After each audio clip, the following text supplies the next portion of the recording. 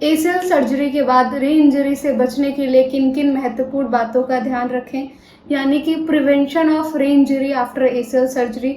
आज की इस वीडियो में हम इस टॉपिक पर डिस्कस करेंगे।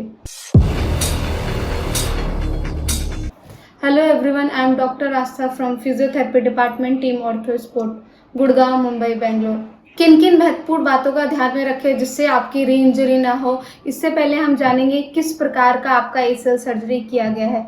आपका एसीएल सर्जरी एसीएल रिकंस्ट्रक्शन भी हो सकता है, एसीएल रिपेयर भी हो सकता है और रिवीजन एसीएल सर्जरी भी हो सकता है।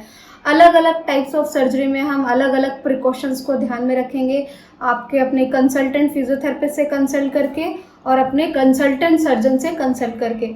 साथ ही साथ हम ये भी ध्यान में रखेंगे कि आपका जो एसीएल सर्जरी है वो किस मेथड के द्वारा किया गया है, कन्वेंशनल स्क्रू मेथड के द्वारा किया गया है या एसीएल सर्जरी, एसीएल रिकंस्ट्रक्शन और ACL repair with fibre tape internal brace के द्वारा किया गया है। As compare to ACL surgery with fibre tape internal brace, आपका जो कन्वेंशनल स्क्रू मेथड के द्वारा जो किया गया ऑपरेशन होता है उसमें आपका रेस्टिंग पीरियड काफ़ी लंबा रहता है, आप बैक टू एक्टिविटी काफ़ी लेट आते हैं, आपका नी बेंडिंग, आपका वेट वेयरिंग, आपका प्रोग्रेशन काफ़ी स्लो होता है, जिसकी वजह से आपका मसल लॉस काफ़ी ज़्यादा होता है। कई बार आप मसल एट्रोफी में आ जाते हैं, आपकी मांसपेशियां वेस्टिंग में जाने लग जाती हैं, जिसकी वजह से आगे चल के आपको री इंजरी होने के चांसेस बढ़ जाते हैं। अगर आपकी सर्जरी एसीएल रिकंस्ट्रक्शन और एसीएल रिपेयर और revision surgery with fibre tape internal brace के द्वारा किया गया है तो जो आपका रेस्टिंग पीरियड रहता है वो काफ़ी कम होता है।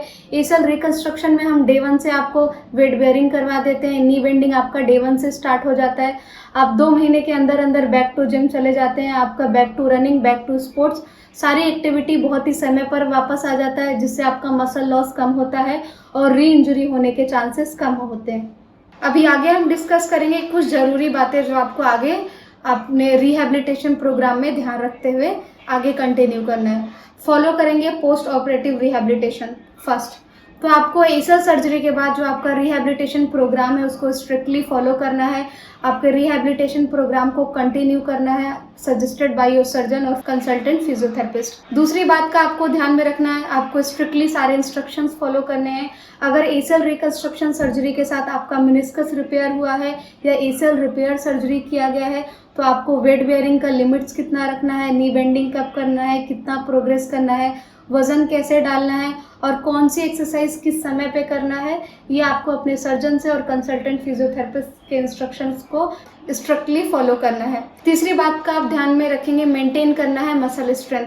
आपका जो क्वाड्रिसेप्स है, आपका हैमस्ट्रिंग मसल्स है, आपकी काफ मसल्स है और आपकी ग्लूट्स मसल्स का स्ट्रेंथ पे आपको फोकस करना है। आपको strengthening exercises, balancing exercises, stability exercises को कंटिन्यू करना है suggested by your surgeons and consultant physiotherapist. चौथी बात का आप ध्यान में रखेंगे, अवॉइड करेंगे high impact activities.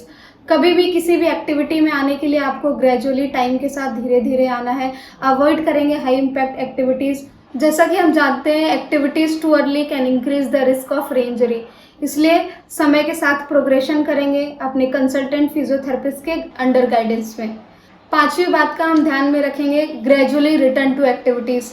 Back to sports, back to running और बैक टू जॉगिंग और बैक टू किसी भी एक्टिविटी में आने के लिए पहले आपको अपने फिजियोथेरेपिस्ट के गाइडेंस में आके प्रॉपर असेसमेंट कराना है, प्रॉपर इवेल्युएशंस कराना है, मसल्स की स्ट्रेंथनिंग का प्रॉपर चेक करवाना है, क्या आप उस एक्टिविटी में वापस आने के लिए तैयार हैं, आपकी मांसपेशियों में उतना स्ट्रेंथ है उस एक्टिविटी को परफॉर्म करने के लिए, ये आप अपने कंसल्टेंट फिजियोथेरेपिस्ट और अपने सर्जन के अंडर गाइडेंस में करेंगे।